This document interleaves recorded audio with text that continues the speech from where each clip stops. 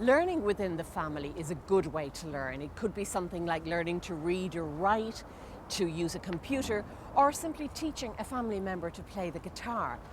Being a parent often motivates adults to learn, maybe to help support the children at school or to pass on skills and knowledge that will help them later in life.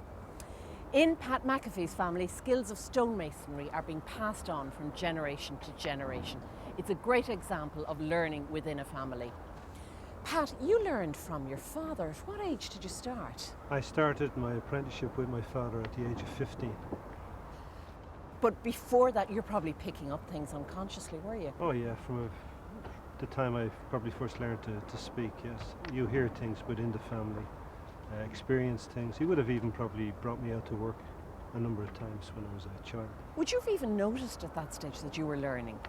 No, you wouldn't be aware of it, but as most young kids, you'd like to emulate your father, so you wanted to be what your father was. And then when you were older and working with your father, was it different from a classroom situation? It was very different because it was practice. And practice and theory combined, I think, is a great way to work, while school was just theory or academic. The two things combined, I think, it suddenly became alive for me. And as a result of that, I began to understand things far better than I ever had before, like basic mathematics, geometry, had a lot to play with things. You're teaching groups now, Pat. How's that different from teaching within the family situation? It's easier probably because you don't go home with any problems that occur during the day. You know, it's far easier. It's not not so much a personal thing. It's quite successful. It can be quite successful. I'll let you back to passing on your skills, Pat. Thank you very much. Okay, so we'll just complete this wall now. We've finished the bottom. Here's a handy tip to help you work out how to make a pie chart. Surveys are conducted all the time to find out what people think about issues such as politics, health, or crime.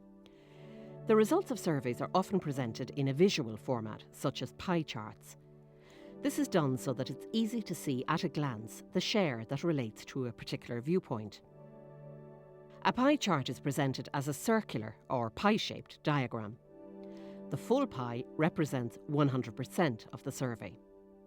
For example, imagine a survey of 100 children on how often they eat fruit. 50 children eat fruit every day. That represents 50% of the total and can be shown by filling in 50% of the pie chart. 30 children eat fruit once a week. That represents 30% of the total and can be shown by filling in 30% of the pie chart. 20 children eat fruit once a month. That represents 20% of the total and can be shown by filling in 20% of the pie chart.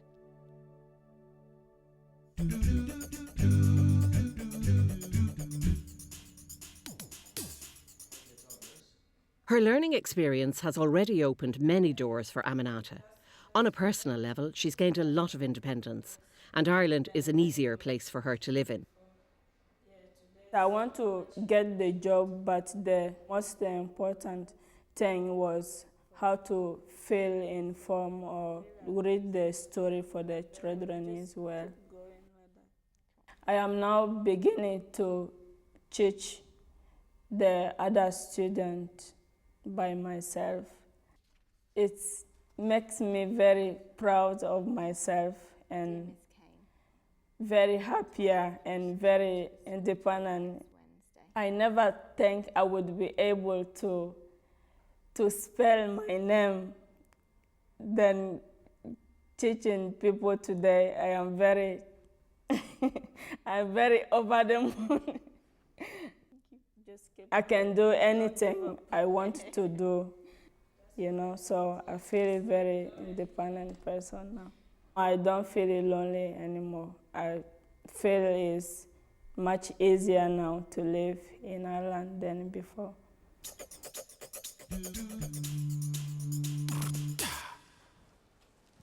Those of you watching this program are learning, even though you mightn't think so.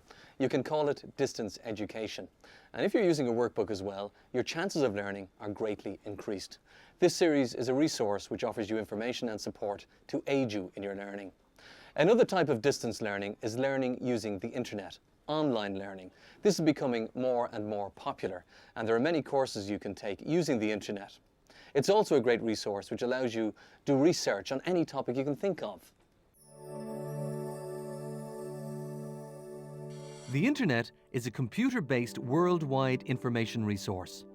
Websites on the internet contain a worldwide range of information on nearly every topic. Almost all websites' addresses have the letters www before them. This abbreviation refers to the World Wide Web. When you get onto the internet, the first thing you see is a search engine.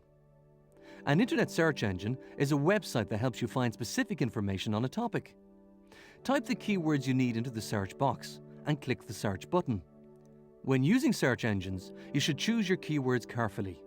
For example, if you were looking for a place to stay in Galway, your keywords should be Hotels Galway, rather than Places to stay in Galway.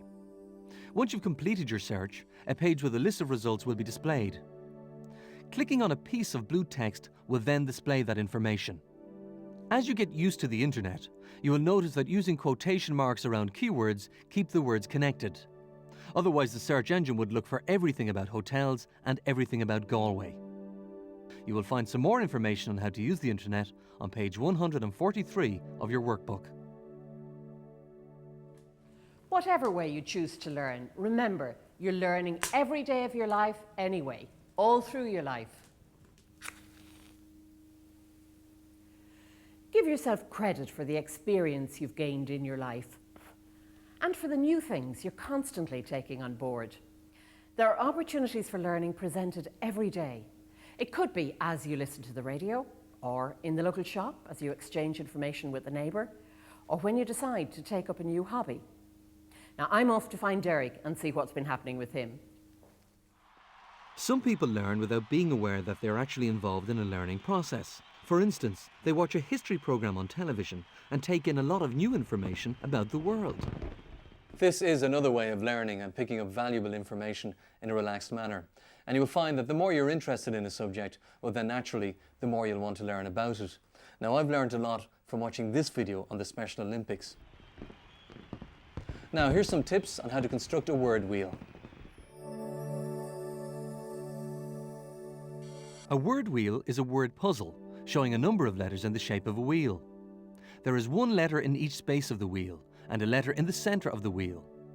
The objective of the puzzle is to make as many words as you can from the letters in the wheel, but you must use the central letter in each word. There is always one word using all the letters in the wheel. From this word wheel, we can get the three-letter word ear. We can add D to get deer, or the letter G to get gear. Similarly, if you find age, you can add R to it to get rage, and then by adding D to the end, you get raged. So why not try the exercise in the workbook on page 148 and look out for word wheels in other places. If you have any questions or you'd like some help with anything we've covered in this or last week's programme, call the NALA free phone number. It's 1-800 20 20 65.